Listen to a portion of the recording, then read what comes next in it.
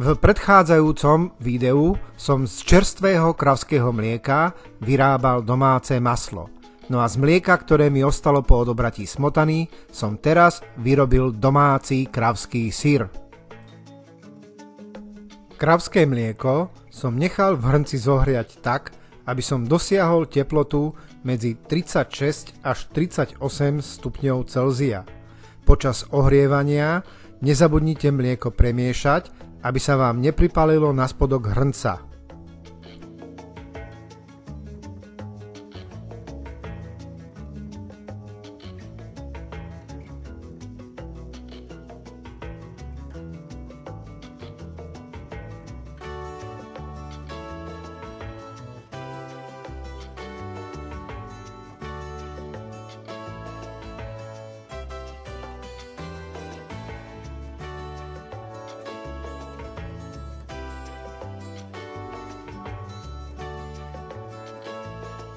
Syridlo som vo flaštičke trochu pretrepal a potom som ho podľa návodu pridal do prevarenej a vychladnutej vody.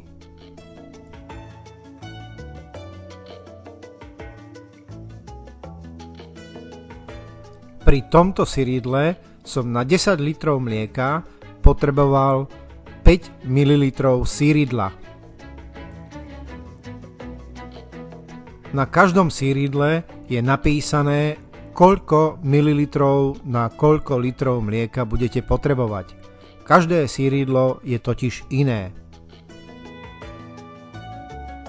Do zohriatého mlieka som potom po povrchu rozlial syridlo zmiešané so studenou vodou.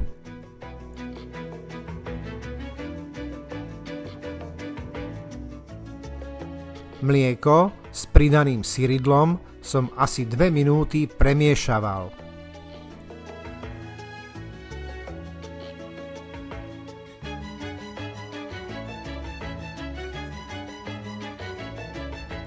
Potom som hrniec s mliekom zakryl pokrievkou a nechal som ho odstáť 20 minút.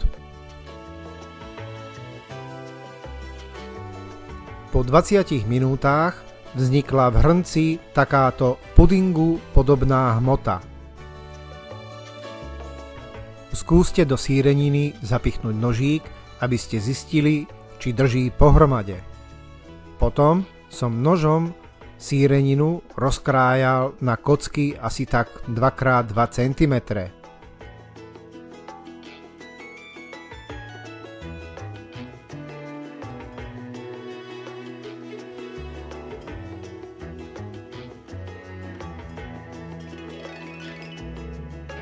Nakrájanú síreninu som zakryl pokrievkou a nechal som ju odstáť ďalších 10 minút.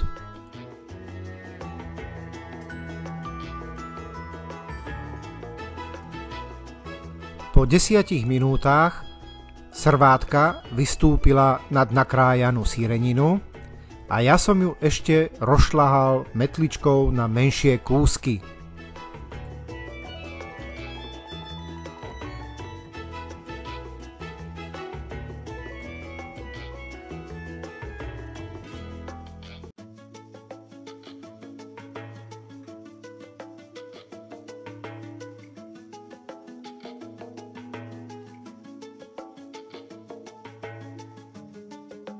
No a takto vzniknuté syrové zrno som potom opäť zakryl pokrievkou a nechal som ho odstáť ďalších 10 minút.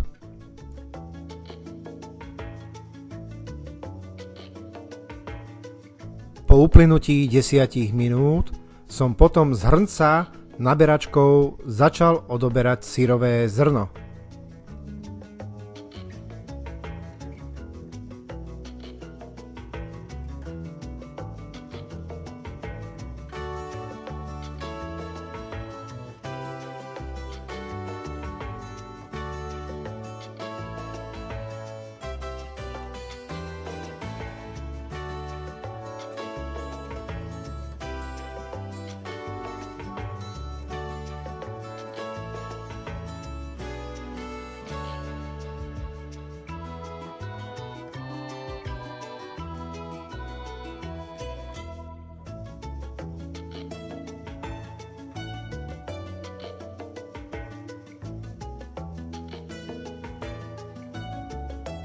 Syrové zrno som dával do pripravenej sterilnej gázy.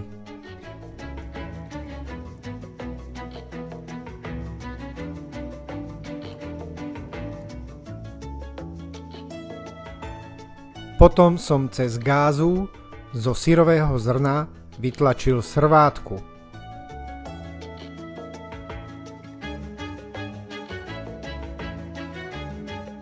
Gázu so syrom môžete aj zavesiť a nechať ho voľne odkvapkať.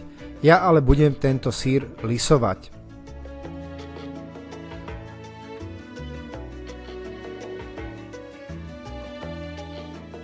Syr aj s gázou som odložil do dierovanej nádoby. Nádobu so syrom som uložil do plechu s roštom, aby mala kam odtekať srvátka zo syru.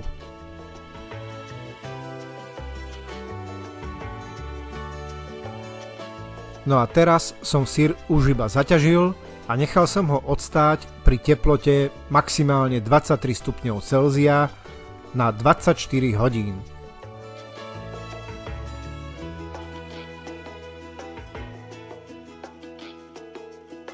Samozrejme, ak chcete, môžete syr po odkvapkaní už začať jesť.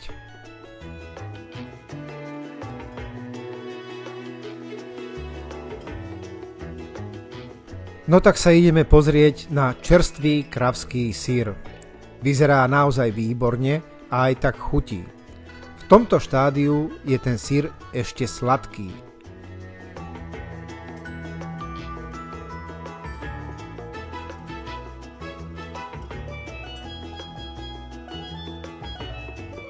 Ak chcete, môžete tento syr uložiť aj do slaného nálevu.